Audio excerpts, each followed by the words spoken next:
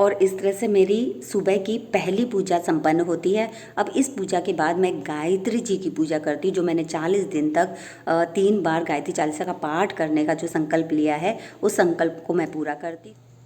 ओम भूर्भुवः स्वः तत्सवितुर्वरेण्यं भर्गो देवस्य धीमहि धियो यो नः प्रचोदयात्। हे गायत्री माँ, मैंने 40 दिन तक 3 बार गायत्री चालीसा पढ़ने का जो संकल्प लिया है, उस संकल्प में आप मुझे विजयी बनाएं। जय गायत्री माँ।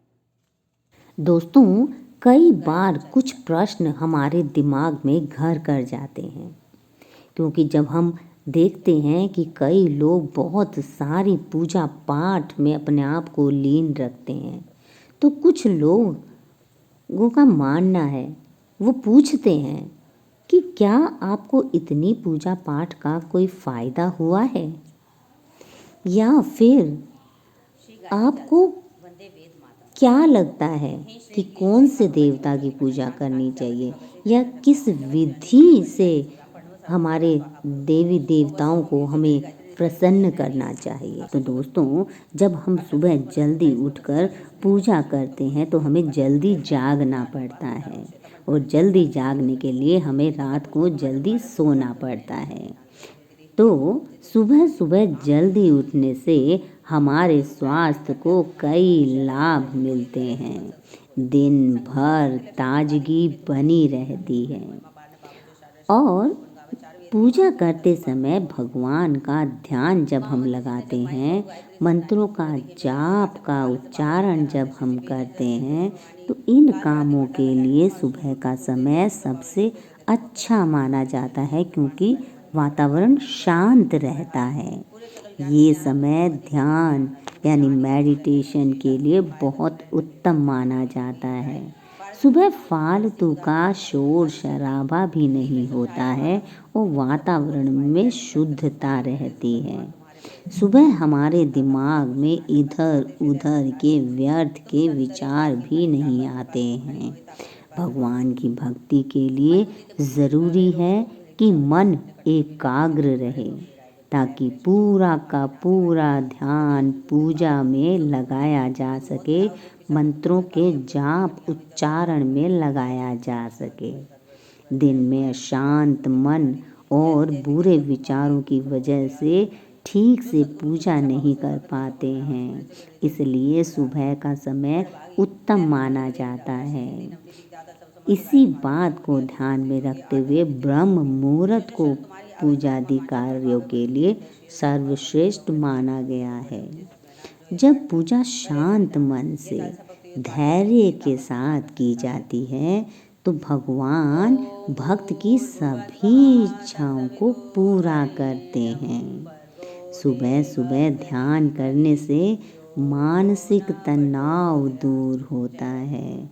मंत्र जाप करने से बुद्धि तेज होती है। सुबह के बाद दिन में किसी और समय में हम कई काम करते हैं, जिससे मन में बहुत सी बातें चलती रहती हैं। मन पूरी तरह एकाग्र नहीं हो पाता है। वैसे तो सनातन धर्म, या कहें हिंदू धर्म, या कहें वैदिक धर्म में तो सर्वोत्तम और उच्चतम स्तर की पूजा मानसिक पूजा और ध्यान को कहा गया है।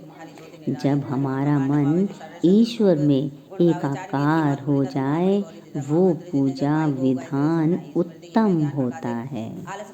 दोस्तों, भक्तों, कई बार कुछ लोगों के प्रश्न होते हैं, पूजा क्यों की जाती है? पूजा में क्या ऐसा करें कि वो पूरी तरह फलदायी हो जाए? पूजा का संबंध धर्म, संस्कृति और भगवान से है।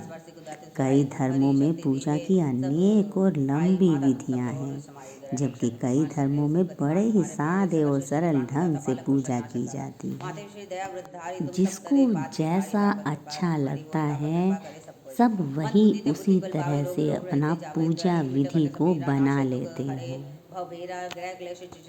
कई लोगों का मानना है कि हमें किसी चीज़ का डर होता है, तो उस डर से बचने के लिए हम एक शक्ति को मानना शुरू कर देते हैं और वो शक्ति हमारे डर को भगा देती है। वैसे ही हमारी पूजा विधि होती है। अब पहले क्या होता था, प्राकृतिक आपदाओं और खतरों से बचने के लिए हमने अनजान शक्तियों की पूजा प्रारंभ कर दी और यहीं से पूजा की विधि अपने आप होने लगी और तभी से सभी ने सभी खतरों से डरते हुए किसी अनजान शक्ति की कल्पना शुरू की और अपने बचाव के लिए इस शक्ति को खुश करने के प्रयास शुरू कर दिए। वैदिक काल में मनुष्य के इन्हीं प्रयत्नों के फलस्वरूप अग्नि के देवता अग्निदेव, हवा के देवता वायुदेव, पानी के देवता वरुण देव, धूप या सूर्य के देवता सूर्य देव तथा वज्र के देवता इंद्र देव की उपासना शुरू हुई। इसी के साथ हमारे भीतर अपनी सुरक्षा की भावना बढ़ती गई और धीरे धीरे प्रकृति के हर कण के प्रति एक आदर भी पैदा होता गया।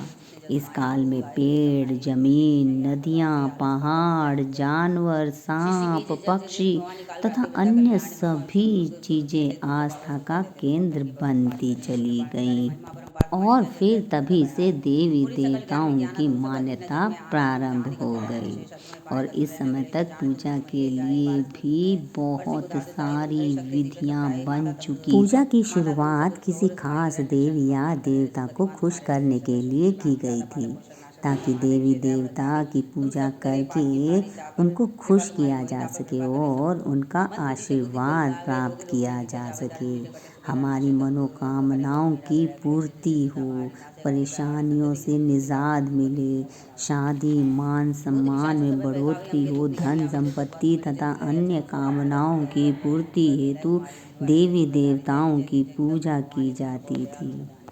राजाओं द्वारा महायज्ञ करवाए जाने लगे, अश्वमेध यज्ञ करवाए जाने लगे। यज्ञ पूजा का ही एक विस्तृत रूप है जिसे आज भी पूजा के लिए काम में लिया जाता है। पूजा का उद्देश्य मनोकामनाओं की पूर्ति होता है।